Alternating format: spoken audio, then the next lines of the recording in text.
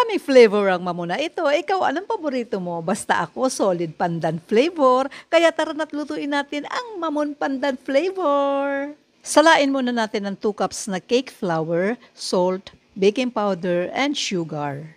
I-mix para ma-distribute na mabuti ang mga ingredients. After mixing, ilagay ang 8 egg yolks, 1/3 cup melted butter, and 1/3 cup vegetable oil. Pero pwede din ang melted butter only. Maglalagay din ng 3/4 cup milk. I-mix natin ng konti. Mag-add na ng pandan flavor, adjust nyo na lang ang color preference na gusto mo at huwag kalimutan ng vanilla extract. I-mix natin hanggang wala ng lumps pero do not overmix.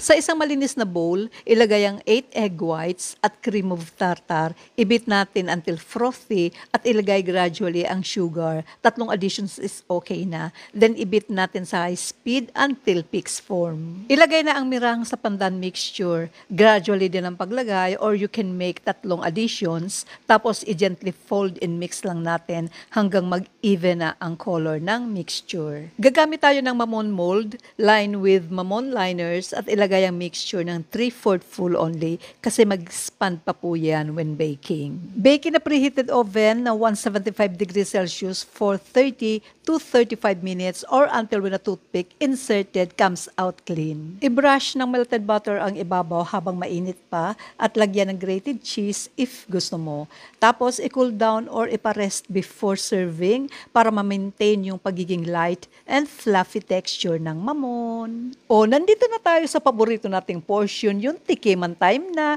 timpla na ng kape or kuha na ng malamig na inumin at kainan na.